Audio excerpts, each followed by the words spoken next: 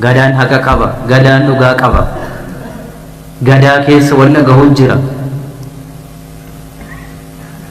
Kanaaf jenneetu sanatti haa deebinuu kan jenne. Abbootiin gadaa keenya baay'ee waan gaarii hojjetaa jiru. Olaantummaa seeraas kabachiisuudhaaf nu hojjenne. Wanti obsine, wanti bira darbame, siyaasa waliin wal makatee komii adda addaadhaaf wanti saaxiluu danda'u isarraa kan of qusanne baay'een hin jira. Rakkoo fidaa waan jiruuf olaantummaa seeraa akka inni kabajamu nu hojjenne ammaan booddee. Sababiin isaas bakka olaantummaa seeraan kabajamne mootummaa taanee itti fufuu hin dandeenye. Hojiin mootummaa inni jalqabaa hangafaa olaantummaa seeraa kabachiisu. Qeerroon keenyas akkasuma jettanii jirtu. Qeerroon dhiiga isaa kan inni gabbare bilisummaa Oromoof, haqaaf, dhugaadhaaf, Oromoodhaaf fiduudhaaf malee hattuu ta'uudhaaf, saamtuu ta'uudhaaf miti. Garuu akkuma isin argitan maqaa qeerroo keenyaan kan hataa jiru, kan qabeenya namaa saamaa jiru baay'eetu jira. Baharrattis lixarrattis. Kana soo ta'e qeerroon keenya kanaaf hin qabsoofne karaatti deebisuu danda'u turre jiraata qeerroon keenya illee. Uummanni keenyas yoo nagaa qabaanne malee olaantummaa seeraa dhufuu hin danda'u. Yoo olaantummaa seeraa hin qabaanne hin diigamu. Rakkina itti gala. Halkanii guyyaa kan nuti gubannu kan amaan uummata kanaaf ifti akka inni dhufuuf malee rakkootti akka inni deebi'ee galuuf miti. Abjuu akkasii hin qabu. Seenaa xuraa cubbuu akkasii hojjechuudhaaf abjuu akkasii namni qabu hin jiru. Hin qaban. Atuu cubbuu keessa jiraachuu barbaanne warra cubbamtoota sana wajjin banne. Cubbuu keenya ofirraa dhiqannee dhugaaf haqa qabannee haa hojjennu saba keenyatti jenne hin odeessine tonte gatitti kaffalaa dhufne gatitti kaffalaa jirra. Itti kaffalaa jirra. Nuuf dhiitee bari'uun ganamaa qalqala waaqayyoon galateeffanne.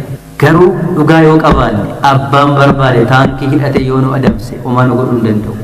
Kanatti naman yoo haqa qabaanne yoo dhugaa qabaanne dhugumaan laphee keenya keessatti waan qulqulluuf waan gaarii yaadne hojjenne yoo taane nama miti Waaqni nu gargaara. Gadhummaan gaafa cubbuu hojjenne. Gaafa cubbuu hojjenne Waaqayyos nu bira hin jiru, namnis nu bira hin jiru. Cubbuun nama dhiyeessu. Mee dhuguma immoo laala amma takka takka abaluu akkas mee amma waan nuti godhaa jirru kuni kan Oromoo salphisamu tokko gumaa tokko keessaa fuutu waan nuti godhaa jirru amma guyyaa guyyaatti. Moo nuti kabajatti uffisaa jirra isinitti Oromootti. Dhuguma dukkanatti oofaa jirra moo dhuguma aduun kun akka isheen bariitudha kan nuti godhaa jirru. Mee laala akka mee nutti himaa mee nutti himaa. Yoo dhugaadhaaf hojjenne taane yoo haqaaf hojjenne taane dhugaaf hojjechuun keenya immoo bahee mul'ata yoo ta'e argama yoo ta'e maaliif warra rakkisan? Rakkoo yoo ta'e kan warra kaan nu rakkisaa oolan nu ga'u. Kiyyoon isaan nu kiyyeessaa kiyyoo irratti kiyyoo godhanu nu ga'u. Nuti maaliif kiyyoo irratti kiyyoo walii dabale? Dhuguma nuti warra Oromoo miidhumoo Oromoodhaaf dhamoo rakkatu.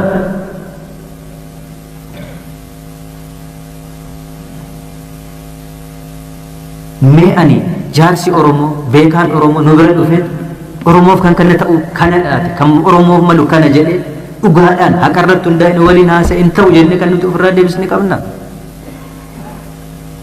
Isinin dhageenyu nuti kan nuti dhageenyu warra biraadha jennee ofirraa deebisne irraa nuti. Erga dhugaaf hojjenne maaliif komatamna? Maaliif arrabfamna? Barnus ilma namaati. Dirqama seenaaf jennee malee maallaqa nu kaffaltan qabdu adda. Dhuguma jireenya keessan irra jireenya addaa jiraataa jirra nuti. Moo inumaayyuu jireenya tokkoon keessan qabdanii gadittidha jiraataa jira. Qorqoorroo konkolaataa nuti qabannee deemnu ilaalaa jirtu moo jireenyuma ilma namaa jiraataa jirra. Maali gidiraan kun hundi? Dirqama eenyu nurratti gate? Moo maaliin adabamaa jirra? Maaliif adabamaa jirra? Akka bosonutti maaliif adamfamna nuti? Asiin argamne asiin na argate asii yoomna ajjeesa asii maal na godhaadha maaliif cinqabne dhumna nuti? Oromoodhaaf waa biraaf miti uummata kanaaf saba keenyaaf biyya keenyaafis biyyi kunis bira dabarree maaliif ilaaltani jiran warqiin harkarraa qaban sibiila jedhan dhugaa dubbachuudhaaf hojii nuti har'a hojjetaa jirru addunyaatu dinqisiifataa jira jaamaa waan ta'eef miti isaa waan galuuf waan beekuuf biyya Itoophiyaa diigamuudhaaf jette walitti qabneerra bar dhaabneerra kunis salphisaa Oromootti kabaja uffisa malee Itoophiyaa fayyisuun dhalli Oromoo keessaa ba'e Itoophiyaa fayyisuun Itoophiyaa jijjiiruun addunyaa irratti beeksisuun Oromoon salphisu kabajatti uffisa malee gatii Oromoo dabala value gatiin Oromoo kan dabalu godha malee Oromoon salphisu dhugaa dubbachuudhaaf waan nuti hojjennu hundi immoo eenyuuf jennee miti gatiin Oromoo kan guddatuuf Eertiraa irratti kun akkas ta'e Maaloo irratti akkas ta'e maal irratti kan jiru nu uffata aadaa kana uffatu kabajatti uffisaa jira malee nama hundaaf nama Oromoo beela'e hundaaf daabboo hirreetu jireenya isaa geeddarame miti haa xinnaatu haa guddatu yoo wal dhageenye yoo tasgabbii keenya finne namni keenya adamfamee bahee galuudhaaf wabiin dhabuudha aangoo jechuun kana bara hojjedhee jiraachuu nan danda'a hojjedhee abbaan barbaade qabeenya kunarraa saamuu hin danda'u bahee waaqaa gaditti galuu nan danda'a jedhanii abdii horachuu jechuudha yoo badii qabaanne yoo dogoggora qabaanne nutti himaa nu komadhaa haa adabu uummanni kun sanaafuu hin cufne nu dallaa hin dalleeffanne kabaja abbaatu of irratti baatata ulfina abbaatu of irratti baatata sabni keenya kabaja isaa of irratti baatachuu qaba waan itti dhama'ee gatiitti kaffalee dhiigaan asiin ga'ee biqile kana guddifachuu qaba sabni keenya saba keenya hojjennu namni hundi waliin bahee qabsaa'uu hin danda'u jaarsoliin Oromoo beekaan Oromoo abbootiin amantaa hayyuun Oromoo qeerroon Oromoo dirqama guddaa qabna dirqama seenaa isinitti himaa dirqama seenaa qabna waan taaneef wal gargaarree haa hojjennu naannoo keenya nagaa goone yoo nagaan keenya naannoon keenya nagaa ta'e hojii misoomaa hin hojjennu rakkoo baay'ee jira waa'ee hojii dhabaa waa'ee maalii yoom hojjennu akkamitti hojjennu waan xixinnaadha kan nuti hojjetaa jirru nuti saanduchii taale irraaf jalaan abiddoon nutti qabsiifamee jira eessa dhaabannee hojjennu haa hojjennu hojiitti galuudhaaf nagaa walii haalaan wal bira haa dhaabbannu walaa gargaar walaa deeggaru wal deeggarree wal gargaarree wal gorfanne ija walitti diimeffannee miti tasgabboofneetu immoo dimokiraasiin nu barbaachisa jenna tokko immoo waan ani dubbadhee dhalatti qabe afaan kee jedhe dubbatii jedhe maaliif hin dubbatu haa dubbatu wal kobachuu qabna bara cal jedhi jettee eessatti dubbata ilma namaati yaada qaba akkasitti dimokiraasiin biqiluu hin danda'u waan na komateef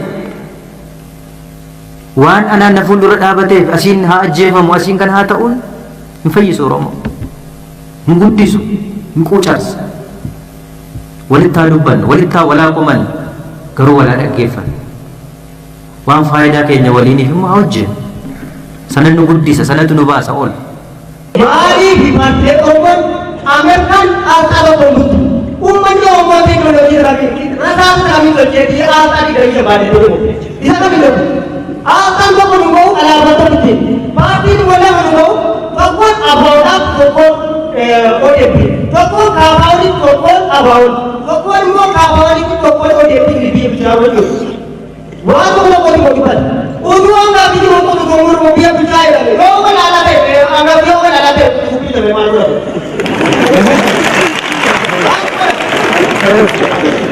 waan paartiilee siyaasaas karaa amma jalqabnee nagaan sammuu qulqulluudhaan walitti deebinee nagaan hojjechuudhaaf waan nurraa eegamu hundaa hin goone waan nurraa eegamu dhugaa dubbachuudhaaf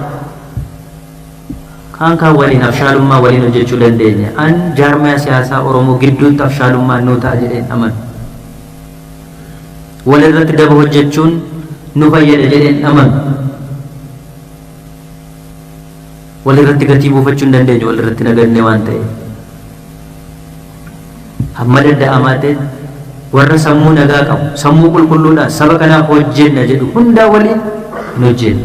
Dhaabaa siyaasummaa isaatiin adda hin baasnu ogummaa isaa barbaanna. Ogummaa isaatiin hojjete saba isaa bu'aa buusa waan ta'eef. Kan amma isin jettan kanas poolisiitti maqaa isinitti himne irra miti miidiyaatti dubbanne iyyuu hin dinne nuti isa. Warra Asmaraatiif illee iyyuu kunoo leenjisaa jirra ilaala. Jaarsoliin abbaan barbaadan kottaa dubbisaa ani isin hin mijeessa. Akkamitti dhuftani maaltu isinirra ga'e gaariidha moo qananiirra jirtu moo maali hordofaa isallee dhugaa deemaati mootummaatti dhiisiina. Kanuma goona borus Oromoodhaaf amma hojjetetti wanti biraan keessa jiru yoo ta'e dabni keessa jiru yoo ta'e hammeenyi keessa jiru yoo ta'e eenyuunu achi baasuun barbaadu nuti maaliif kana goona waan sodaannuuf miti. Carraan harka galte kana sababa kanaan akka nu harkatti hin dhabamne akka nu harkatti hin dukkanoofne waan barbaannuuf. Ammaan booda seenaan siyaasaa keenya asitti cufnee ajandaa keenya cufnee waan guddinaaf waan dinagdee irratti saba kanaaf haa hojjennuudhaaf. Waraabessa guyyaatiin kan saamamaa ture ilmaan Oromoo rakkoo isaa ibsachuu kan sodaata waltajjiidhuma akkasii irratti yeroo sagaleen gaashaa ka'u iddoon madaa yoo tuqamu qarqaratti baateetta kan jedhu immoo boqonnaatti yoo gadi baanuun nutti odeeffama ture. Waltajjii irraa kan labsamu bulchiinsa gaarii raawwiin isaa garuu saamicha abbaa garaachaa waraabessa guyyaati. Karaa gara biraa nama keenyaaf nama keenya walitti buusuudhaan kan bulchiinsa gaarii jechuun dhiifnee bulchiinsa yaraan nu raawwataa ture guyyaa kanatti afaan kana saaqannee akkasitti shakkii malee taatee jiru walitti himnee kan bornuu ta'u abballee kan raawwachuu qabu raawwannee kan itti adeemnuuf guyyaa argachuudhuma isaa waaqaan galannaa ga'uun jedhan malee dabaleetanii. Kan summii nuti ta'aa jiru nu rakkisaa jiru namuma kalees uummata miidhaa ture garuu caasaa keenya keessa jiru. Akkuma amma federaalaa irratti jalqabne sana hin jira dookumentii gaggaarii qaba. Dhokatee miti kan hojjete sassaabnee mana hidhaatti galchina warra mala amantummaa ta'a. Kan hin goone mataarraa jalqabne amma hundi keenya bar inni yakka hojjetes inni waan gaarii hojjetes waluma faana jirra addan baane see caamne akkuma amma federaalaa irratti jalqaban meetee xixiqqaan bar Oromiyaa keessa jira meetee kachi jiru duwwaa miti warri xixiqqaan mataadhuma mootummaa naannoo Oromiyaa irraa jalqabee biiroolee Oromiyaa irraa jalqabee hin jiran magadiitti kana duukaa deemnee funaannu taanaan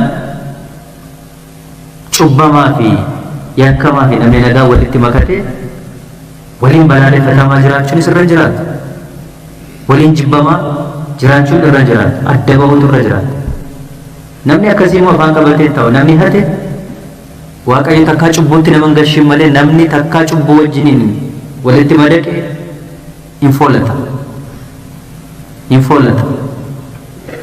hin taa'u waan ta'eef isa kana qorannaa gahaa jalqabaa jirra hamma gadiitti qoranne namni karaa kamiin haa ta'u kam yakkas hojjeta uummata nyaata deebi'ee jeequudhaaf caasaa kana laamisheessuudhaaf dadhabsiisuudhaaf hojjetu seeraan akka inni gaafatamu gochuudhaaf qorannaa isaa jalqabnee jirra waan ta'eef hamma gadiitti hojjechuutu nurra jiraata adda baasuu qaba yeroo gabaabaa keessattis hin hojjenna jedheetaniin kanan yaadu wanti wal mammakate jira wanti mamachaaheeru baay'een hin jira wanti machaaheeru gammachuunis gaddis rakkinnis hamma tokko immoo ifti xiqqaan isaa ta'u wal makatee jira. Ani asitti kun har'a akkas ta'e asitti kun akkas ta'e walitti akka Oromootti eessaa kaanee as geenyee eessa deemna kan jedhu ilaalamuu baay'ee barbaachisaadha. Ani amma waggaa 100 fa'i Oromoon akkasitti miidhamee rakkatee maal kan jedhu har'a dubbachuun barbaachisaa natti fakkaatu. Ani immoo sana alatti dogoggorri seenaa Oromoon ofirratti uume maali kan jedhu immoo ilaaluun gaarii. dogoggora seeraan seenaa nuti ofirratti uumaa turre baay'eetu jira. Dadhabuu sirna gadaarraa kaasee kan warri kaan itti dulanii ol nufsu bar dadhabsiisneerra. Sirnoonni kana dura darbanis nu miidhani maal kan jennus biyya kana kan ijaare Oromoodha jenneerra. Qooda hunda keessattuu fudhatee dabara Oromoon. Waraana keessatti jeneraala meeqan ture? Jabana Minilikii qabe, jabana Haayila Sillaasees, jabana Dargiis Oromoon kan keessatti qooda fudhatiin hin jiru. Dogoggoroonni gurguddaan akka sabaatti nuti ofirratti hojjenne baay'eetu jira. Baay'eetu jira. An sirna kam keessattiyyuu eenyuyyuu eenyurraa dhalatee sirna sana keessatti waan qooda fudhateef sirna sana jijjiiruu danda'a. Qophaa isaatti adda ba'ee saba isaaf hojjechuu danda'a kan jedhu tilmaama akkasii hin qabu. Hin danda'amu kun. Hin danda'amu. Sirnicha tajaajila malee sirna mataasaa hin qabu. Inni waajjira keessadha jira malee aangoo of harkaa hin qabu. Kan waa hunda geeddaru aangoo malee biiroo miti, barcumicha miti. Aangoo dhugaa of harkatti qabachuu, of harkatti galfachuu waan hin qabneef ofiisii keessa ture namni baay'ee malee aangoo irra hin turre. Kanaan baay'ee isaan komadhu. Aangoo dhugaa hin qabu. Aangoo biyya kana keessatti siyaasa biyya kana ajandaa siyaasa biyya kana eenyutu murteessaa ture hin beekne. Biyya kana keessatti kibba kan jedhamu waliigala ajandaa siyaasaa biyya kanaa keessatti biyyi kun biyya taatee guyyaa hundoofte kaasee murteessee beeku. Keessatti hirmaata malee murteessee beeku. Ajandaan hunduu kan inni bocamu, kan inni cooqu, kan hojii irra oolu, kanuma kaabaaba. Wanni akkasii hin qabu.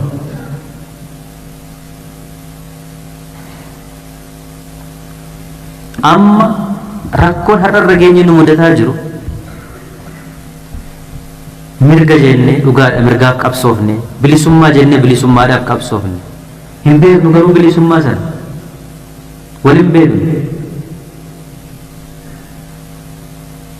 Maaliif aangoo waliinis waan hin turreef walii waan waliin beekneef nu dhamdhama aangoo hin beeknu. Dhamdhama bilisummaa hin beeknu. Maqaadhaan beekna malee kan nuti wal beeknu gabrummaa waliin madaqne kan waliin jiraataa ture. Sirriitti kan wal beeknu. Yoo nu boosisus bu'aa, yoo nu dhiitus dhiitamaa kan sirriitti nuti wal beeknu sanaan. Har'a kan nuti wal dhamaasaa jirru sana beekuu dhabuu keenya irratti. Inni kan bilisummaa arganne jedha. Dhugaadha ifti bilisummaa argamee jira. Bilisummaan biqiluu jalqabee jira. Guddifachuun kan abbaati. Guddifachuun kan abbaati. Argamuu eegalee jira. Garuu guddifachuu dadhabaa jira. Maaliif isa wajji waliin beeknu waan taaneef.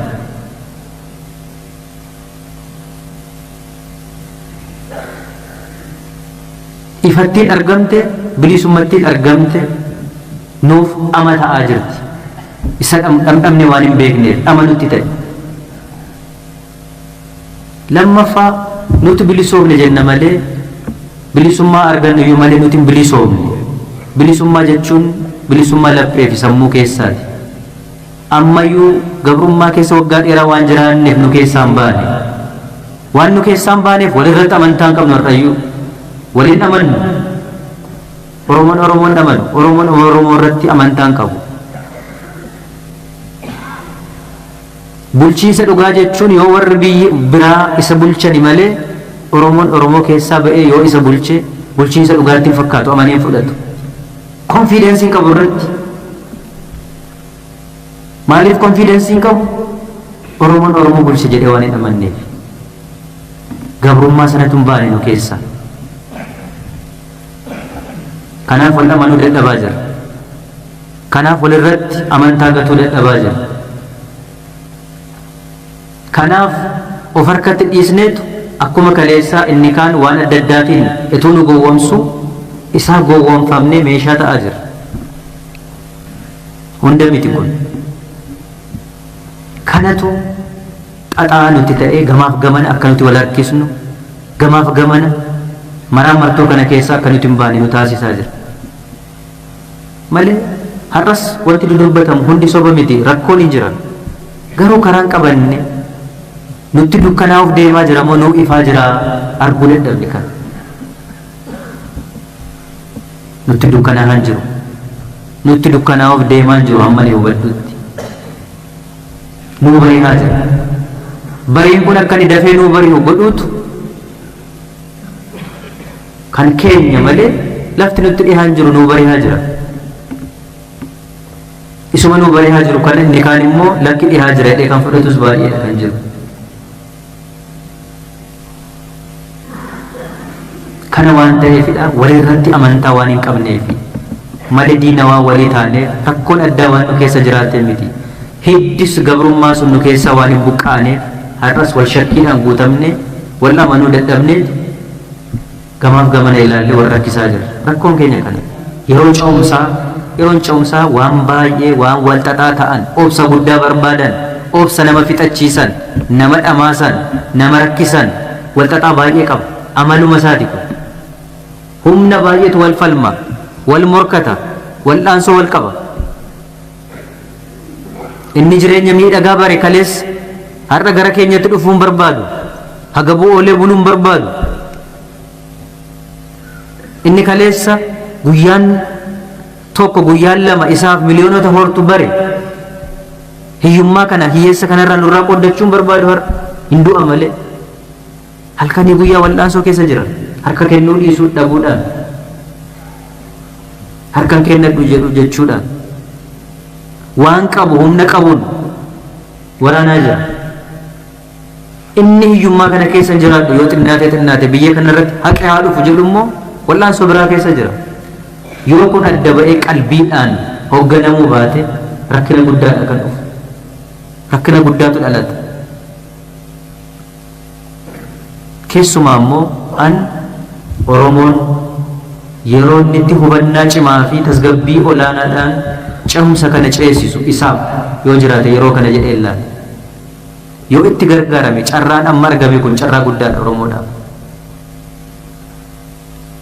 carraa guddaa yoo wal dhaggeeffate tasgabbiidhaan walii abboomamee wal dhaggeeffate garaagaraa isaa ta'u garaagarummaa isaa walitti dhiphisee tokko ta'ee gamtoomee yoo hojjete hiree biyya kana keessatti argatee hin beekne bara baraaf argata yoo ta'uu baate hin caba deebi'ee carraan kun hal nu harka jira ceesisuunis duubatti deebisuunis numa gidduutti bar bilisoomne jennee amma qoodiinsa meeqa jira nu gidduu ammayyuu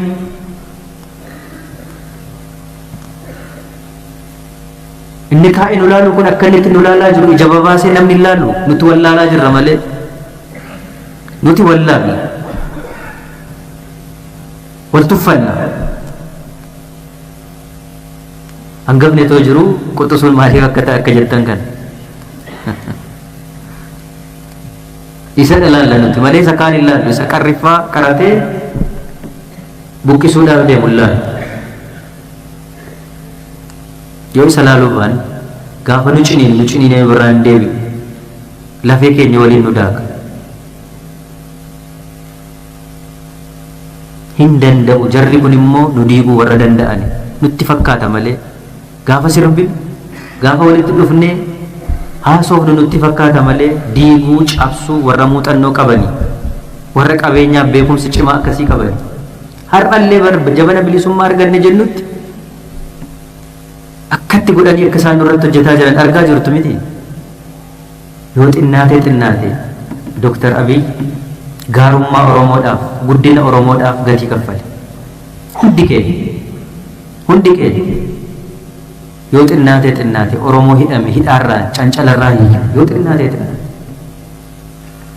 ijoollee dhuma kaleessa warri biraa qabanii sansalatatti gashanii hidhan nuti mana hidhaadhaa baasneetu maallaqaan bitame gaafa wata bajjii 16 Abiyyiin ajjeesuudhaaf boombii fudhate kan ba'e nama biraa miti Oromoodha Oromoo nuti dhiifamaan baafne hidhaa irraa hiikne keenyatu deebisee unumaan nu ajjeesuudhaaf har amma kun gowwummaadha moo hiyyummaadha moo rakkina moo diinummaadha moo masaalummaadha moo namaan galu garuu akkamitti sammuu keenya akkatti naannessanii walii keenya walitti nu deebisan walii keenyaan deebisanii harka keenya dhahan itti beeku warri kun warra sammuu akkasii qabu beekumsa akkasii qabu karaa ati yaanne nuti hin beekne warra nutti naannessanii guyyaa halkan nutti taasisuu warra danda'anidha. Kanaaf barbaadna nuti tokkummaa kana nuuf eenyu olitti maddi bilisummaa keenya qawwee miti, maddi bilisummaa keenya maaliyyuu miti. Wabii bilisummaa keenya qabaanne malee olaantummaan seeraa dhufuu hin danda'u. Yoo olaantummaa seeraa qabaanne hin diigamu, rakkina itti gala. Halkanii guyyaa kan nuti gubannu kan amaan uummata kanaaf ifti akkanii dhufuuf malee rakkoota akkanii deebi'ee galuuf miti. Abjuu akkasiin qabu. Seenaa xuraa cubbuu akkasii hojjechuudhaaf abjuu akkasii namni qabu hin jiru. Hin qaban. Tu cubbuu keessa jiraachuu barbaanne warra cubbamtoota sana wajjin banne cubbuu keenya ofirraa dhiqannee dhugaaf haqa qabannee hojjennu saba keenyatti jenne hin odeessine tonte gatiitti kaffalaa dhufne gatiitti kaffalaa jirra itti kaffalaa jirra nuuf dhiitee bari'uun ganamaa qalqala waaqayyoon galateeffate garuu dhugaa yoo qabaanne abbaan barbaade taankii hidhate yoo nu adamse homaa nu godhuu hin danda'u. Kanatti naman yoo haqa qaban yoo dhugaa qaban dhugumaan laphee keenya keessatti waan qulqulluuf waan gaarii yaanne hojjenne yoo taane nama miti Waaqan nu gargaara. Gadhummaan gaafa cubbuu hojjenne Waaqayyos nu bira hin jiru namnis nu bira hin jiru cubbuun nama dhiisu mee dhuguma mulaala amma takka takka abalu akkas mee amma waan nuti godhaa jirru kuni kan Oromoo salphisuudhamu tokko gumaa tokko keessaa fuutu waan nuti godhaa jirru amma guyyaa guyyaatti moo nuti kabajatti uffisaa jirra isinitti Oromootti dhuguma dukkanatti oofaa jirra moo dhuguma aduu kun akka isheen bariitudha kan nuti godhaa jirru mee naalakkaa mee nutti maame mee nutti ma yoo dhugaadhaaf hojjenne taane yoo haqaaf hojjenne taane dhugaa hojjechuun keenya immoo bahee mul'ata yoo ta'e argama yoo ta'e maaliif warra rakkisa rakkoo yoo ta'e kan warra kaan nu rakkisaa oolan nu ga'u kiyyoon isaan nu kiyyeessaa kiyyoo irratti kiyyoo godhanu nu ga'u nuti maaliif kiyyoo irratti kiyyoo walii dabale dhuguma nuti warra Oromoo miidhumoo Oromoodhaaf dhamoo rakkatu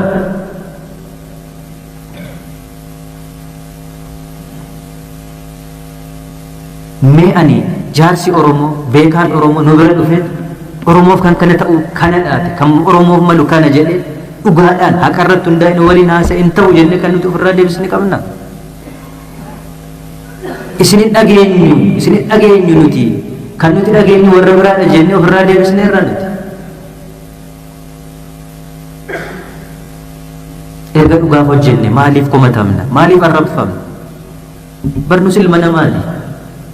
Dirqama seenaaf jennee malee maallaqa nu kaffaltan qabdu adda dhuguma jireenya keessan irra jireenya addaa jiraataa jirra nuti moo inumaayyuu jireenya tokkoon keessan qabdanii gadittidha jiraataa jira qorqorroo konkolaataa nuti qabannee deemnu ilaalaa jirtu moo jireenyuma ilma namaa jiraataa jirra maali gidiraan kun hundi dirqama eenyu nurratti gate moo maaliin adabamaa jirra maaliif adabamaa jirra akka bosonutti maaliif adamfamna nuti asiin argame asiin argate asii yoomna ajjees asiin maal na godhaadha maaliif cinqabne dhumna nuti Oromoodhaaf waa biraaf miti ummata kanaaf saba keenyaaf biyya keenyaafis biyyi kunis bira dabarree maaliif ilaaltani jiran warqiin harkarraa qaban sibiila jedhan dhugaa dubbachuudhaaf hojii nuti har'a hojjetaa jirru addunyaatu dinqisiifataa jira jaamaa waan ta'eef miti isaa waan galuuf waan beekuuf biyya Itoophiyaa diigamuudhaaf jette walitti qabneerra bara dhaabneerra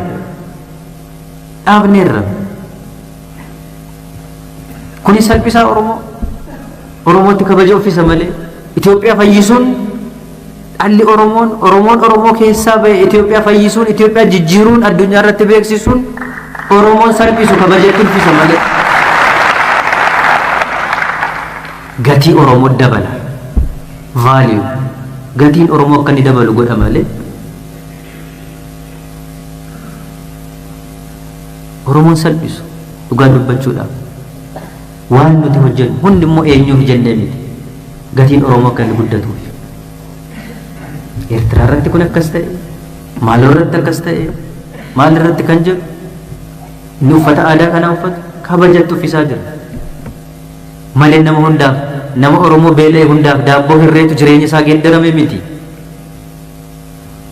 haa xinnaatu haa guddatu yoo wal dhageenye yoo tasgabbii keenya finne namni keenya adamfamee bahee galuudhaaf wabii dhabuudha aangoo jechuun kana bara hojjedhee jiraachuu nan danda'a hojjedhee abbaan barbaade qabeenya kunarraa saamuu hin danda'u bahee waaqa gaditti galuu nan danda'a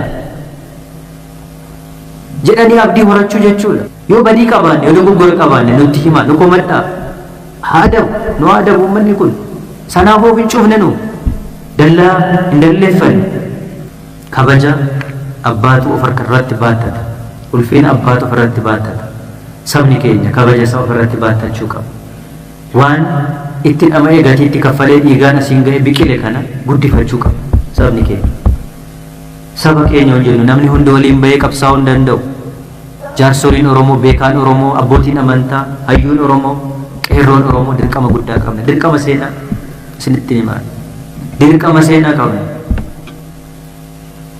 waan taaneef wal gargaarree haa hojjennu naannoo keenya nagaa goone yoo nagaan keenya naannoon keenya nagaa ta'e hojii misoomaa hin hojjennu rakkoo baay'ee jira waa'ee hojii dhabaa waa'ee maalii yoo hojjennu akkamitti hojjennu waan xixinnaadha kan nuti hojjetaa jiru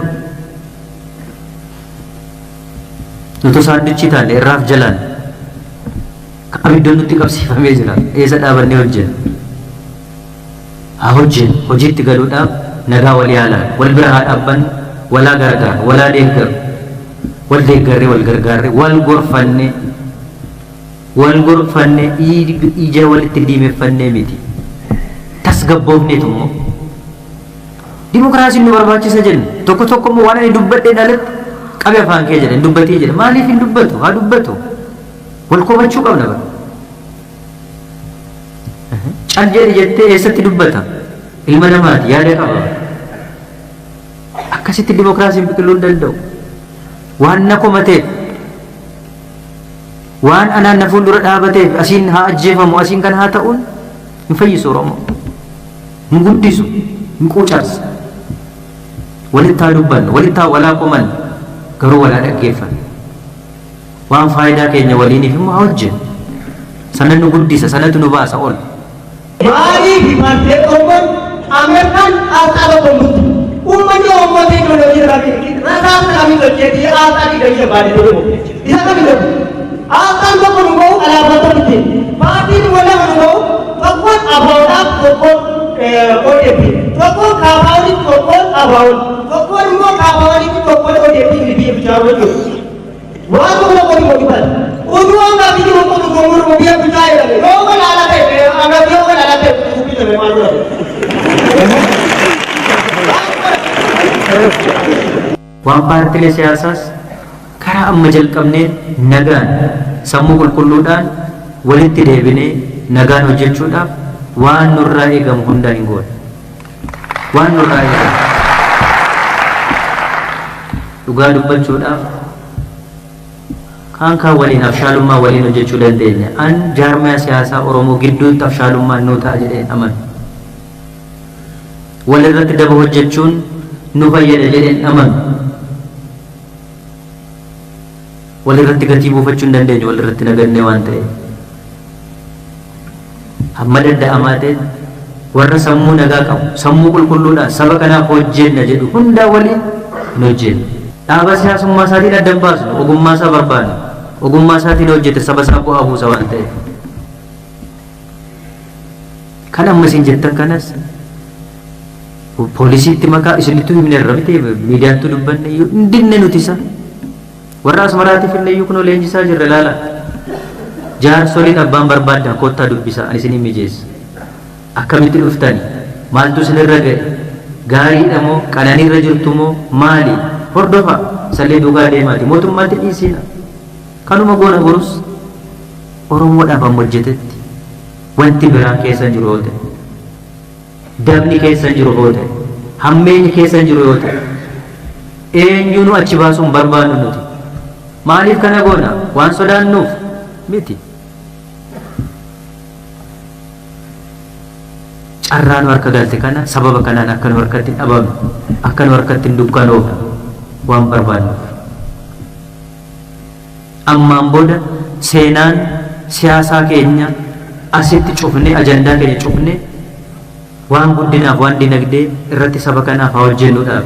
Waraabessa guyyaatiin kan saamamaa ture ilmaan Oromoo rakkoo isaa ibsachuu kan sodaate waltajjiidhuma akkasii irratti yeroo sagaleen gaashaa ka'u iddoon madaa yoo tuqamu qarqaratti baateetta kan jedhu immoo boqonnaatti yoo gadi baanuun nutti odeeffama ture. Waltajjii irraa kan labsamu bulchiinsa gaarii raawwii isaa garuu saamicha abbaa garaachaa waraabessa guyyaati. Karaa gara biraa nama keenyaaf nama keenya walitti buusuudhaan kan bulchiinsa gaarii jechuun dhiifnee bulchiinsa yaraa nu raawwataa ture guyyaa kanatti afaan kana saaqannee akkasitti shakkii malee taatee jiru walitti himnee kan bornuu ta'u abballee kan raawwachuu qabu raawwannee kan itti adeemnuuf guyyaa argachuudhuma isaa waaqaan galannaa ga'uun jedhamallee dabaleetanii.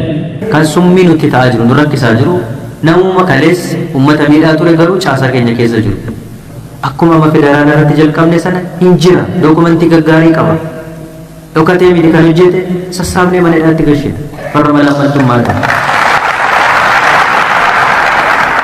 kan hin goone mataarraa jalqabne amma hundi keenya bar inni yakka hojjetes inni waan gaarii hojjetes waluma faana jirra addan baane see caamne akkuma amma federaalaa irratti jalqaban meetee xixiqqaan bara oromiyaa keessa jira meetee kachi jiru duwwaa miti warri xixiqqaan mataadhuma mootummaa naannoo oromiyaa irraa jalqabee biiroolee oromiyaa irraa jalqabee hin jiran magadiitti kana duukaa deemnee funaannu taanaan cubbamaa fi yakkamaa fi namni nagaa walitti makatee waliin balaaleffatamaa jiraachuun irra jiraatu waliin jibbamaa jiraachuun irra jiraatu adda bahuutu irra jiraatu namni akkasii immoo afaan qabatee ta'u namni hate waaqayyo takkaa cubbuutti nama hin galchin malee namni takkaa cubbuu wajjiniin walitti madaqe hin foolata hin taa'u waan ta'eef isa kana qorannaa gahaa jalqabaa jirra hamma gadiitti qoranne namni karaa kamiin haa ta'u kam yakkas hojjeta uummata nyaata deebi'ee jeequudhaaf caasaa kana laamisheessuudhaaf dadhabsiisuudhaaf hojjetu seeraan akka inni gaafatamu gochuudhaaf qorannaa isaa jalqabnee jirra waan ta'eef hamma gadiitti hojjechuutu nurra jiraata kan adda baasuu qaba yeroo gabaabaa keessattis hin hojjenna jedheetaniin kanan yaadu wanti wal mammakatee jira wanti mamachaaheeru baay'een hin jira wanti machaaheeru gammachuunis gaddis rakkinnis hamma tokko immoo ifti xiqqaan isaa ta'u wal makatee jira ani asitti kun har'a akkas ta'e asitti kun akkas ta'e walitti akka oromootti eessaa kaaneet as geenyee eessa deemna kan jedhu ilaalamuun baay'ee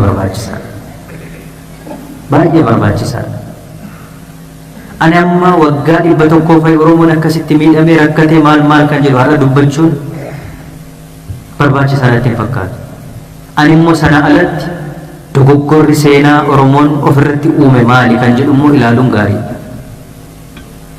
dogoggora seenaa nuti ofirratti uumaa turre baay'eetu jira dadhabuu sirna gadaarraa kaasee kan warri kaan itti dulanii ol nuuf dadhabsiisneerra sirnoonni kana dura darbanis nu miidhanii maal kan jennus biyya kana kan ijaare oromoodha jenneerra qooda hunda keessattuu fudhatee dabara oromoon waraana keessatti jeneraala meeqa ture jabana minilikii qabe jabana Haayile Sillaasees jabana Dargiis Oromoon kan keessatti qooda fudhatiin hin jiru. Dogoggoroonni gurguddaan akka sabaatti nuti ofirratti hojjenne baay'eetu jira. An sirna kam keessattiyyuu eenyuyyuu eenyurraa dhalatee sirna sana keessatti waan qooda fudhateef sirna sana jijjiiruu danda'a. Qophaa isaatti adda ba'ee saba isaaf hojjechuu danda'a kan jedhu tilmaama akkasii hin qabu. Hin danda'amu kun. Hin danda'amu. Sirnicha tajaajila malee sirna mataasaa hin qabu. Inni waajjira keessadha jira malee aangoo of harkaa hin qabu. Kan waa hunda geeddaru aangoo malee biiroo miti, barcumicha miti. Aangoo dhugaa of harkatti qabachuu, of harkatti galfachuu. Waan hin qabneef ofiisii keessa ture namni baay'ee. Malee aangoo irra hin turre. Kanaan baay'ee isaan komadhu. Aangoo dhugaa hin qabu. Aangoon biyya kana keessatti siyaasa biyya kanaa, ajandaa siyaasa biyya kanaa eenyutu murteessaa ture hin beekne.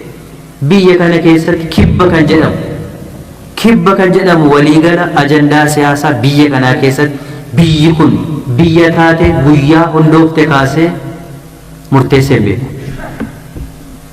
Keessatti hirmaata malee murteessee hin beeku.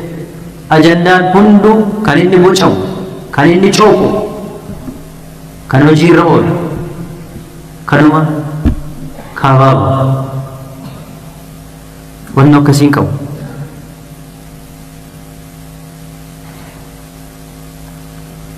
Amma rakkoon har'arra geenye nu mudataa jiru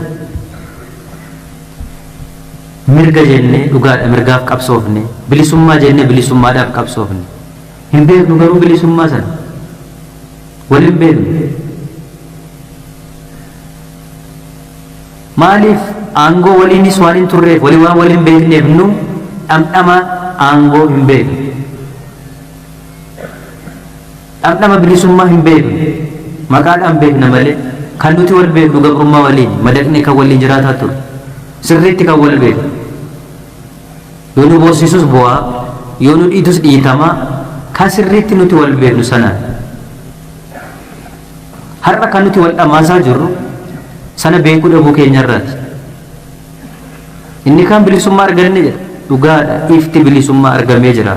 Bilisummaan biqiluu jalqabee jira. Guddifachuun kan abbaati. Guddifachuun kan abbaati. Argamuu eegalee jira.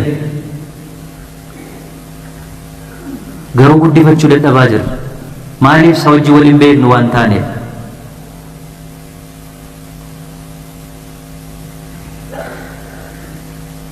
Ifattiin argamte, bilisummattiin argamte nuuf ama ta'aa jirti. Isa dhamdhamne waan hin beekneef ama nutti ta'e. Lammaffaa nuti bilisoomne jenna malee bilisummaa argannu iyyuu malee nuti hin bilisoomne. Bilisummaa jechuun bilisummaa laphee fi sammuu keessaati.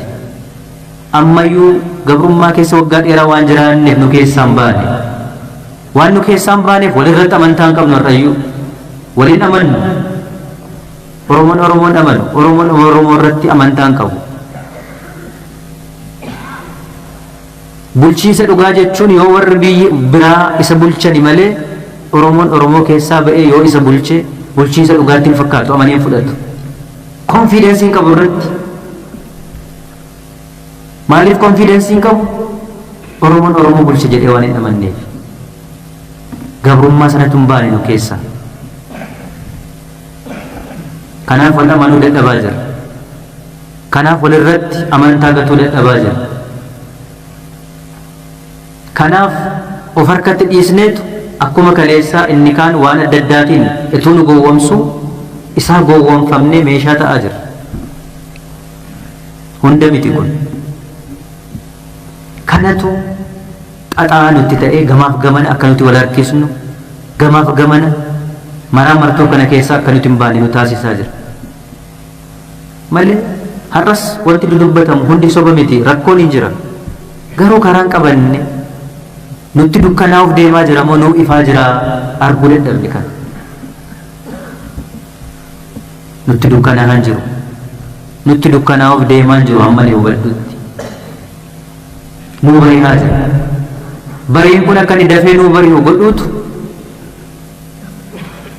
kan keenya malee lafti nutti dhihaan jiru nuu bari'aa jira. Isuma nuu bari'aa jiru kan inni kaan immoo lakki dhihaa jira jedhee kan fudhatus baay'eedha kan jiru. Kana waan ta'eefidha walirratti amantaa waan hin qabneefi malee diina waan walii taaneef rakkoon addaa waan nu keessa jiraatee miti. Hiddis gabrummaa sun nu keessa waan hin buqqaaneef har'as wal shakkiidhaan guutamne wal amanuu dadhabnee gamaaf gamana ilaallee wal rakkisaa jira. Rakkoon keenya kana yeroon ce'umsaa waan baay'ee waan wal xaxaa ta'an obsa guddaa barbaadan obsa nama fixachiisan nama dhamaasan nama rakkisan wal xaxaa baay'ee qaba. Amaluma isaati kun humna baay'eetu wal falma wal morkata wal dhaansoo wal qaba. Inni jireenya miidhagaa bare kalees har'a gara keenyatti dhufuun barbaadu haga bu'oolee buluun barbaadu. Inni kaleessa guyyaan tokko guyyaan lama isaaf miliyoonota hortu bare hiyyummaa kana hiyyeessa kanarraa nurraa qoddachuun barbaadu har'a hin du'a malee halkanii guyyaa wal'aansoo keessa jira. Harka kennuu dhiisuu dhabuudhaan harkan kennadhu jedhu jechuudhaan waan qabu humna qabuun waraanaa jira. Inni hiyyummaa kana keessa jiraadhu yoo xinnaate biyya kanarratti haqee haa dhufu jedhu immoo wal'aansoo biraa keessa jira. Yoo kun adda ba'ee qalbiidhaan hoogganamuu baate rakkina guddaadha kan dhufu. Rakkina guddaatu dhalata. Keessumaa immoo Oromoon yeroo inni itti hubannaa cimaa fi tasgabbii olaanaadhaan cehumsa kana ceesisu isaaf yoo jiraate yeroo kana jedhee ilaale yoo itti gargaarame carraan amma argame kun carraa guddaadha Oromoodhaaf. Carraa guddaa yoo wal dhaggeeffate tasgabbiidhaan walii abboomamee wal dhaggeeffate garaa isaa ta'u garaagarummaa isaa walitti dhiphisee tokko ta'ee gamtoomee yoo hojjete hiree biyya kana keessatti argatee hin beekne bara baraaf argata. Yoo ta'uu baate hin caba deebi'ee. Carraan kun hal nu harka jira. Ceesisuunis duubatti deebisuunis. Numa gidduutti bar bilisoomne jennee amma qoodiinsa meeqa jira nu gidduu ammayyuu.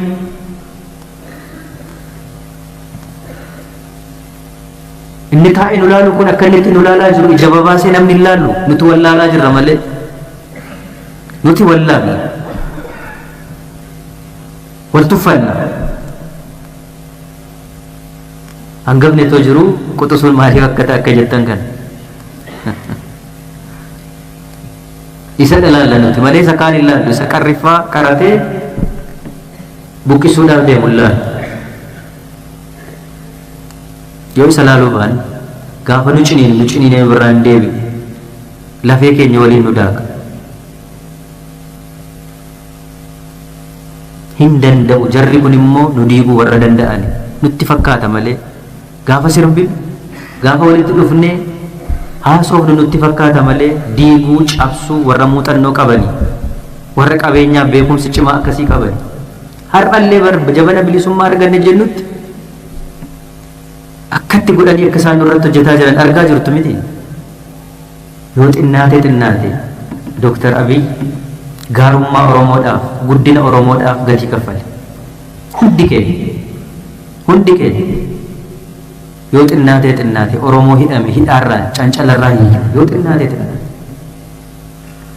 ijoolleedhuma kaleessa warri biraa qabanii sansalatatti gashanii hidhan nuti mana hidhaadhaa baasneetu maallaqaan bitame gaafa wata baljii 16 Abiyyiin ajjeesuudhaaf boombii fudhate kan ba'e nama biraa miti Oromoodha. Oromoo nuti dhiifamaan baafne hidhaa irraa hiikne keenyatu deebisee unumaan nu ajjeesuudhaaf har amma kun gowwummaadhamoo hiyyummaadhamoo rakkinamoo diinummaadhamoo masaalummaadhamoo namaan galu. Garuu akkamitti sammuu keenya akkatti naannessanii walii keenya walitti nu deebisan walii keenyaan deebisanii harka keenya dhahan itti beeku. warri kun warra sammuu akkasii qabu beekumsa akkasii qabu karaa ati yaanne nuti hin beekne warra nutti naanne